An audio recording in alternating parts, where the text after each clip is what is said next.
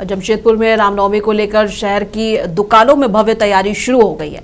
लोग भगवा झंडा, श्री राम और महावीर की झंडे खरीदने में जुट चुके हैं।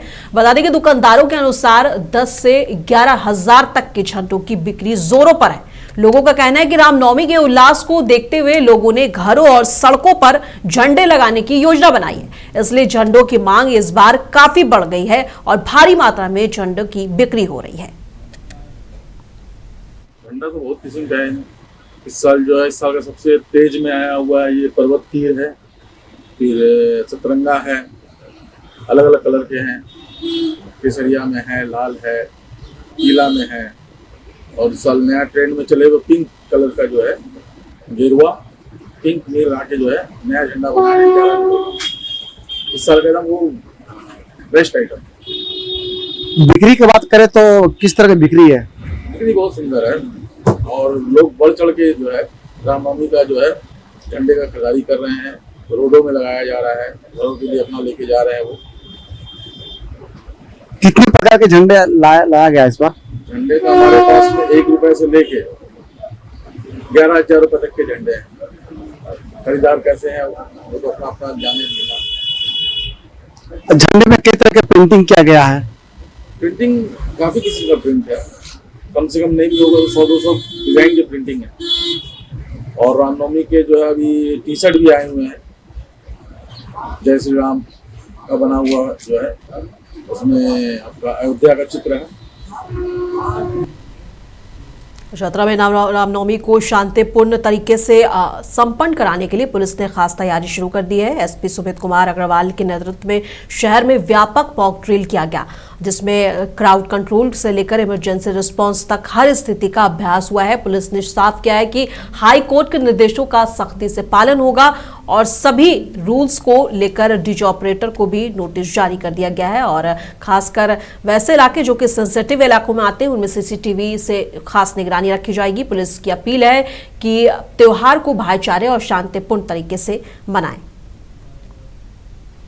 एक्चुअली अभी तक हम लोग पुलिस लाइन में मॉक ड्रिल कराते थे। पहली बार हम लोगों ने प्रयास किया है कि भीड़भाड़ वाले एरिया में हम लोग मॉक ड्रिल करवाएंगे और एक मॉक ड्रिल का सफल आयोजन किया गया। लोगों के बीच में डेमोन्स्ट्रेट किया गया कि पुलिस किस तरह से पूरी तरह से तैनात है और एक मॉक ड्रिल का क्या प्रोसेस होता है, किस तरह से हम लोग स्टेप्स को फॉलो करते हैं, उसको हम लोगों ने पब्लिक में डेमोन्स्ट्रेट किया है। ये एक कॉन्फिडेंस बिल्डिंग मेजर्स है कि जनता आश्वस्त रहे। सभी को हमारे तरफ से ये है कि आराम से पर्व त्यौहार को सेलिब्रेट करें और जो भी असामाजिक तत्व अगर विधि व्यवस्था को बिगाड़ने की कोशिश करेगा तो कानून जो है उस पर कड़ी से कड़ी कार्रवाई करेगा। उसका ये एक डेमोन्स्ट्रेटिव इफेक्ट दिया गया था आज केसरी चौक में और हम लोग आगे भी प्लान करेंगे किसी और चौक में इस तरह का मॉक ड्रिल कंडक्ट कराने का। हुड़दंगे के लिए सिंपल संदेश है कि अगर आप बदमाशी करेंगे तो आप पे कार्रवाई कड़ी से कड़ी कार्रवाई की जाएगी। सर, डीजे पे हाईकोर्ट द्वारा बैन लगाया गया है? जी हाँ, डीजे मालिकों के साथ वो हम लोगों ने जो भी डीजे का हाईकोर्ट का बैन है उनको एक वो ऑर्डर हम लोगों ने उनको सर्व किया है और डीजे के लिए वो जो हाईकोर्ट का आदेश है उसको सख्त पालन कराने के लिए आदेशित किया गया है।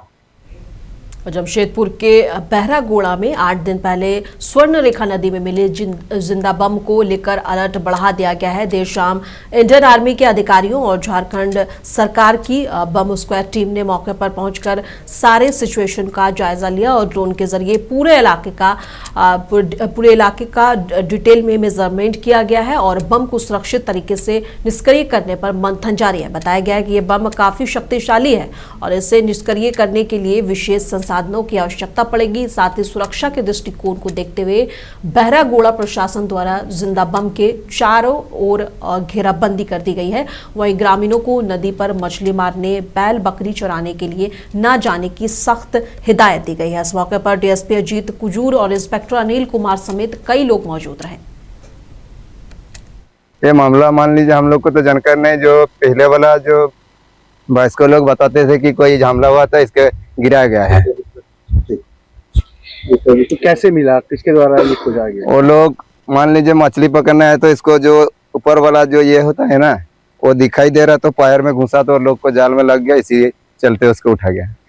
पुलिस आई थी? हाँ, पुलिस आए थे। क्या बोली पुलिस?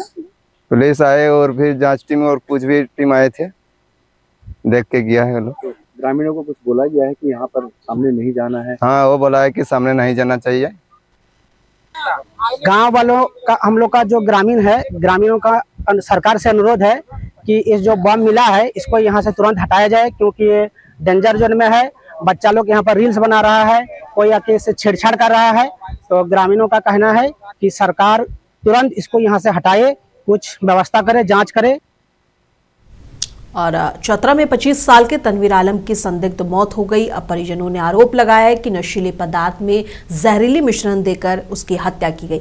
बताया जा रहा है कि घटना के दिन वो कुछ युवकों के साथ था, जहां उसकी तबीयत अचानक बिगड़ गई। परिवार का कहना है कि उसे अचेत हालात में घर छोड़ दिया गया और अस्पताल ले जाने के दौरान उसकी मौत हो गई। पुलिस ने इस मामले में कई आरोपियों को हिरासत में लिया है और जाँच जारी है। मामला था कि 4 बजे वो लड़का 4:30 बजे निकला हमारा घर से निकला। जैसे अरबाज कॉल किया वो घर से निकल गया। हम सो गए, हम बीमार आदमी हैं थे, हम सो गए सोने के बीच वो निकल गया घर से। 4:30 बजे निकला, कॉल किए वो स्विच ऑफ कर दिया मोबाइल। वो जो है लड़का मेरा स्विच ऑफ कर दिया।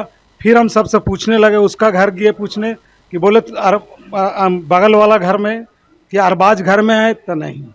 उसके बाद जो है से फिर उसके बाद हम खोजने लगे कि अरबाज के साथ तो ही निकला है वो मेरा लड़का, इसलिए अरबाज ही माने हमसे वादा किया था कि हम तुमको बर्बाद कर देंगे।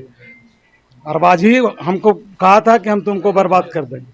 और उसके बाद जो है से फिर वहाँ से इस्तेखार के यहाँ गया। इस्तेखार के यहाँ जूता माने रखा हुआ था हमारा लड़का को। हम इस्तेखार से पूछे कि जूता माने यहाँ तन्नू है, तो वो इस्तेखार नहीं निकल करके बल्कि उसका लड़का निकला और निकल करके बोला ये बात कि यहाँ पर तन्नू नहीं है, जबकि उसी घर में था तन्नू और उसका जूता बाहर में था, उसके गेट के बाहर।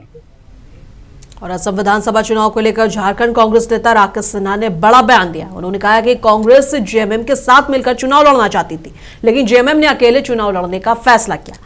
और सिन्हा ने कहा कि जेएमएम को बड़ा दिल दिखाते हुए गठबंधन करना चाहिए था। अब जेएमएम के अकेले चुनाव लड़ने के फैसले में से सियासी माहौल गरमा गया है झारखंड का, और दोनों दलों के रिश्ते पर भी सवाल खड़े हो रहे हैं। नहीं, देखिए, हम लोगों ने एका का प्रयास किया था। कांग्रेस बहुत ही संजीदगी के साथ चाहती थी कि हम गठबंधन के अंदर चुनाव लड़ें, और कांग्रेस ने इसके लिए पहल भी किया। असम प्रदेश कांग्रेस कमेटी के अध्यक्ष और सांसद गौरव गोगोई साहब भी झारखंड आए थे। उनके साथ असम के प्रभारी आदरणीय भंवर जितेंद्र सिंह भी थे, और माननीय मुख्यमंत्री से जाकर के उन्होंने मुलाकात किया था, सीटों पर बातचीत भी की थी। तो हम तो चाहते थे कि गठबंधन के अंदर एक मजबूत गठबंधन हो और व्यापकता के आधार पर हम चुनाव लड़ें, क्योंकि हमारी भी जो मंशा है वो मंशा है भारतीय जनता पार्टी को सत्ता से हटाने का। तो अब ऐसे में झारखंड मुक्ति मोर्चा को कम से कम असम में थोड़ी बड़ा दिल दिखाना चाहिए था, और चूंकि झारखंड में वो हमारा बड़ा भाई की भूमिका में है, तो असम में थोड़ा बड़ा दिल अगर झारखंड मुक्ति मोर्चा दिखा देती तो हमें लगता है कि बहुत ही एक मजबूत गठबंधन असम में हम कर पाते। और ऐसे भी असम से भारतीय जनता पार्टी की सरकार का जाना यह तय है। बिहार के मुख्यमंत्री नीतीश कुमार के जेडीयू अध्यक्ष चुने जाने पर आज जेडीयू नेता तेजस्वी यादव का बयान सामने आया है। उन्होंने कहा कि मुख्यमंत्री की राज्यसभा जाने की कोई इच्छा नहीं थी और उन्हें वहां जाने के लिए मजबूर किया जा रहा है। पहली बात, माननीय मुख्यमंत्री जी की कोई इच्छा नहीं थी कि वो राज्यसभा जाए।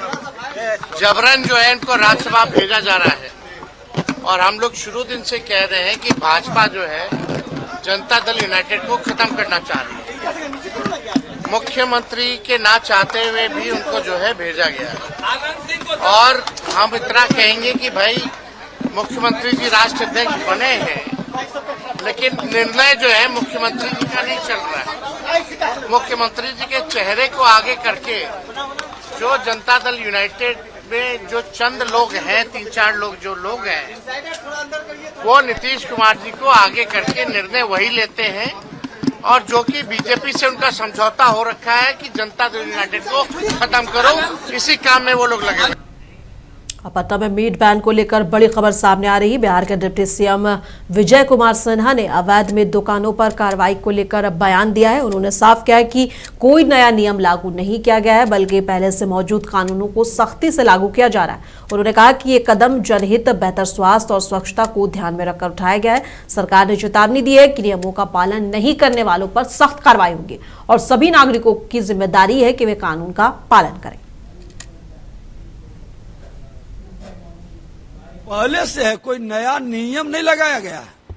हमने तो जो कानून है, जो नियम है, उसको जमीन पर हकीकत में उतार रहे हैं और ये पालन करना लोगों के हित में है, स्वास्थ्य के हित में है, स्वच्छता अभियान को मजबूती देगा। ये गलत है।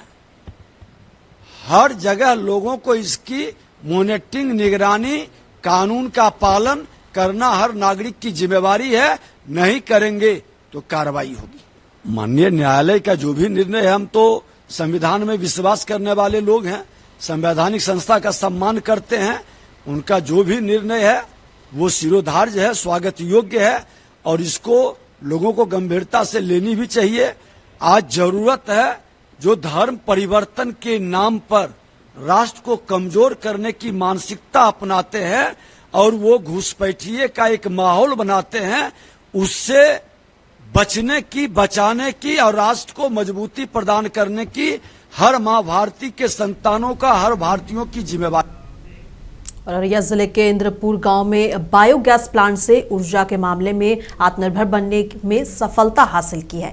कुछ महीने पहले लगाए गए इस प्लांट के जरिए अब लोग अपने घरों में ईंधन के लिए एलपीजी सिलेंडर पर निर्भर नहीं है। लकड़ी और गोबर के उपलों की जगह बायोगैस इस्तेमाल करने से गांव की हवा भी साफ हो रही है और इस बदलाव ने ग्रामीणों के लिए आसानी और सुकून को बढ़ावा दिया है। और बता दें कि साथ ही ऊर्जा सुरक्षा का मजबूत विकल्प भी पेश किया गया है। हम प्लांट बैठा लगभग 45,000 का इसमें लागत हुआ। उसमें 21,000 कुछ रुपया सरकार की ओर से अनुदान राशि है। लगभग 3-4 महीना से 5 महीना से हमको खाना बढ़िया बन रहा है। 15-20 परिवार का खाना इस पर तीनों वक्त का बन जाता है। तीनों वक्त का बन जाता है। हाँ, अभी जैसे गैस का चल रहा है मारामारी, हमको कोई फर्क नहीं है। हमारा किसान जो है, हर एक घर में आप देखिएगा कि पशु है और हर एक घर में गोबर है। गोबर का उपयोग किसान जो है उपला बनाने में या जलावन बनाने में करते हैं, लेकिन हम उसको प्राकृतिक खेती की और उसको हमने बढ़ावा देने के उद्देश्य से इसको हम लोगों ने गोबर गैस बनवाया किसानों से और किसान आज गोबर गैस बना करके इससे अपने घरों में अमूमन 30 से 35 परिवार जो है उसका भरण, मतलब इसी से खाना उनका